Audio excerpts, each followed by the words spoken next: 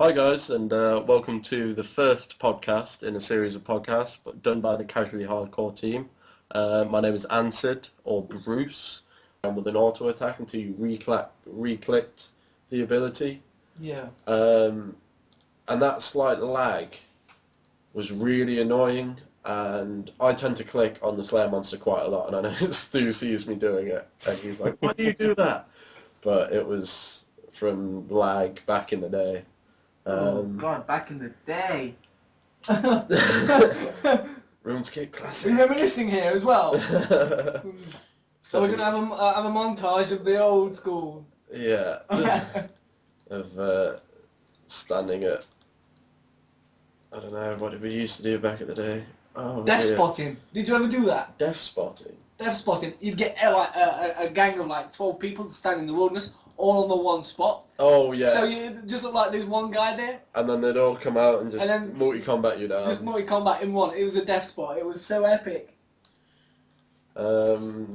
I mean, in terms of the evolution of combat, I mean, yeah, back to that after. yeah, back on task, guys.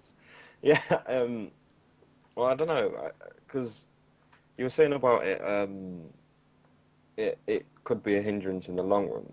I agree with that because, well, you've been saying, obviously, you're going for 99 Slayer, and it's going to be a nightmare trying to slay after the update. Well, I mean, it depends, obviously, because some tasks I kind of tested out a Slayer task the other day. I was doing Necryos, and they were pretty easy.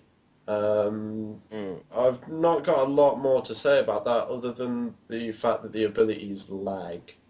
It really needs to be when you press that key, an ability happens, rather than waiting for a game tick.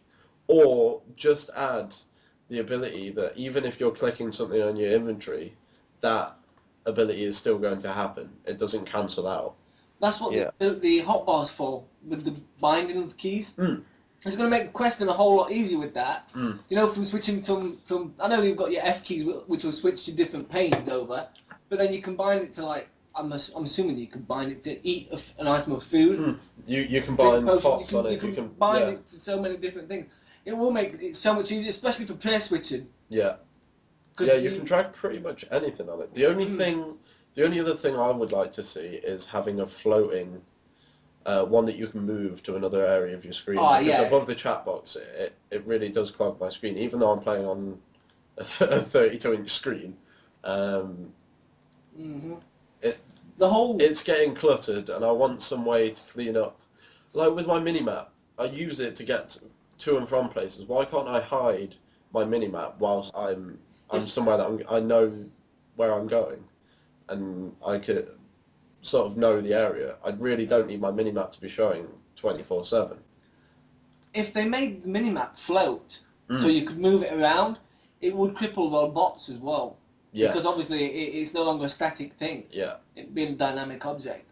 But then again, they could always register where to put your minimap for the bot to work. Yeah, but then that would give everybody at least another 6 months while the bot's being encoded. You're gonna die. Yeah, I mean, like I was saying though, with the evolution of combat, it's. I mean, well, I haven't really been beaten much because I just like horrible while I'm in the worlds, but I don't know. It's hard to judge it really because obviously they're updating it and swapping and changing and taking things out, putting new things in constantly, and it's like nobody really knows what it's going to be like when it comes out fully. But at the minute, it just seems like, well, obviously because I'm concentrating on Slayer a lot, it just seems like some tasks it will speed up by a considerable amount, but other tasks it will slow down by a considerable amount as well. And I mean, one of the things that I really like about RuneScape is the combat. The fact that you can just click something and just watch it attack. You don't have to do anything like you would have to on WoW, for example. Do other things like have a cigarette or chat. You can do something else. Yeah, well, because obviously we're in a clan that we chat quite a lot, and if you're doing a Slayer task, Yeah, you're constantly using the hotkeys and you constantly have to give input. You're not going to be able to chat as much, but if you just... I'm quite often sat in 3 chats as well. I'm in the Elders chat, I'm in another clan chat, and I'm also chatting to maybe 2 people in private chat. Yeah, exactly. And it's just going to make that a hell of a lot harder. It take away the social aspect of the game. It will absorb a lot of my time into it if I'm sat there mashing key buttons, but we've just read an update about the EOC, and they've put a new ability into the book, which is momentum. Yeah. Yeah. And what that ability is supposed to do is actually boost your auto attack. Once you've got enough adrenaline, you can press it, and it will boost the damage of your auto attack until you start using abilities again. So I think that's something that will kind of that's kind of retaining the old style of RuneScape, which will please a lot of players. Basically, you can turn it back to old RuneScape by clicking one momentum. Yeah. I'll old school this one. Yeah, but does it? I'm happy enough if that works effectively for those who might not adapt to the ability bar as well as others, but also, obviously, the main thing about the EOC that I'm really excited about is it balancing the combat triangle somewhat, so much more, and giving it so much more variety. More depth to it. And PvP is going to be the next big thing with it. Because if they pull it off well enough, PvP fights are going to expect to be longer than, say, 30 seconds to a minute as they are now. They're going to be much longer and much more tactical, so it's more skill-based. Rather than just clicking on something and waiting for it to die, you have to register what the opponent is doing and also understand what you need to do in order to combat that opponent effectively. Yeah. So I think it is... But then it's just going to go back to being the fastest button presser. Well, we'll see, I guess. I hardly PvP. I'm going to have to chat to a few of my PvP friends that have tested it out on the beta, but I've not heard a lot of negative feedback about PvP, so I'm guessing it might be quite revolutionary, but we'll see once... Yeah, I guess with the EOC, our biggest problem is we're spoilt by the old school. We've spent that long with the old school. We're too stuck in his ways to adapt to something so new and fresh. Give it 6 months after launch, and I think that we'll be pretty comfortable with it. And we'll think it's the best update ever. Yeah, the RuneScape community's got a really bad habit of kicking off at anything relating to do with changing the game. It could be such a minor thing, and people will explode and flame all over the forums. Well, look at these anagogic roots or whatever they are. Oh, well, don't get me started on them. No recent I thing. thought they were effigies. I thought I was getting a bountiful amount of effigies per drop, and unfortunately not until I read the update about clan avatars. What else have we got on here? Talking of, you said revolutionary quite a lot, talking about the AOC. Talking of revolutionary, the Solomon store. I know there's been a lot of talk about it, but oh God, yes. What do you think of it? Like, it just seems like I don't want the podcast to get into like one big Jagex bashing thing, but no. They've taken this film from Blizzard, haven't they, in their World of Warcraft? Yeah, but I mean, it just seems like it's the pet store and the like the mount store, that World of Warcraft run, because I know I purchased something. They released an in-game pet in World of Warcraft in aid of the tsunami that happened.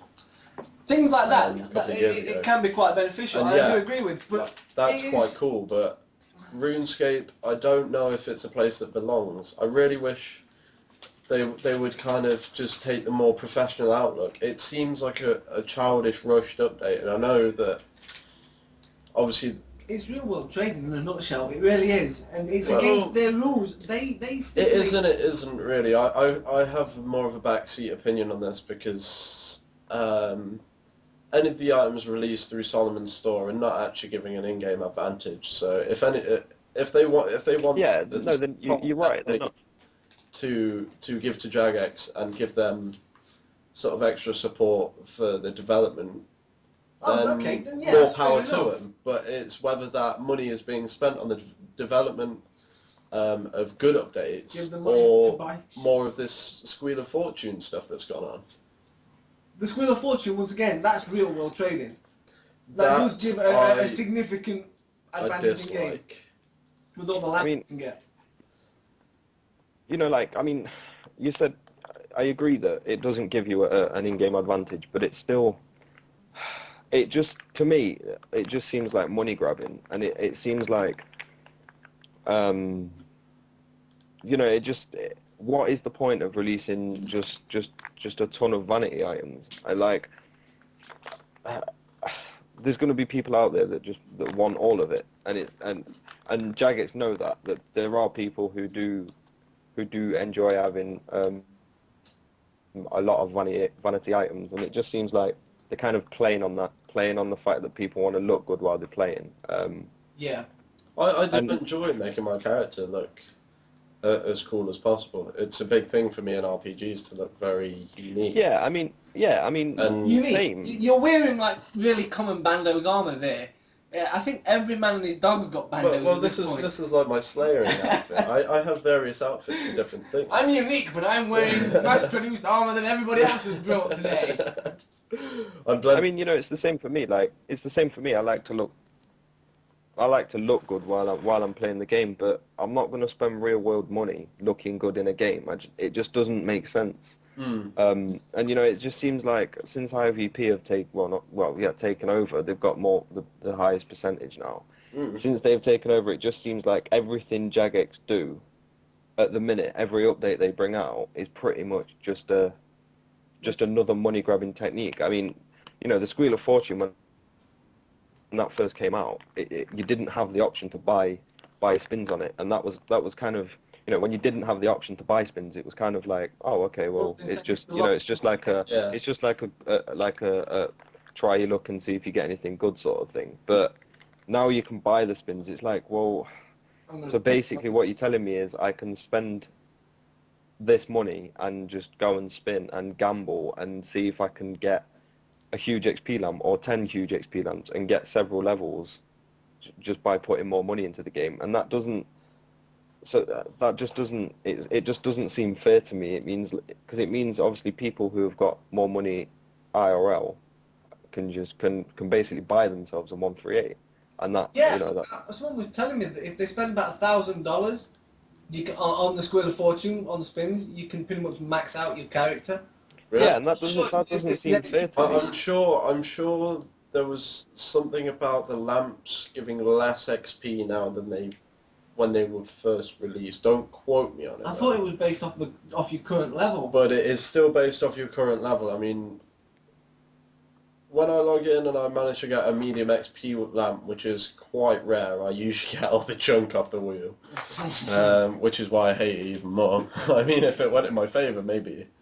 But I think in terms of impact that it's had on the game, I don't think it's as severe as everybody's thought it to be, but still I'd rather it not be there. I'd rather... Well, I can actually say that I've actually spent money, physical, actual, real money, on spins. And from that standpoint, I've not really benefited that much. No. For a benefit of like... I've spent about 30 quid on the wheel. And that's, what, 10 months membership? About 8 months membership there. Quite possibly, yeah. And what did you gain from it? I gained quite a few lamps, but which got me a few levels. Nothing major. A few pendants, a few pies. I do honestly recall spending 14 quid on spins. I think I got 60 spins just for this goddamn sunbathing emote and the beach ball. Dear. The beach ball. I wanted that beach ball so badly, just to kick it around the Grand Exchange. I spent that was 14 a waste quid. Of money. No, I'm sorry, but I saw it and I was like, I want one of those. I'm getting one of those. Right, we're gonna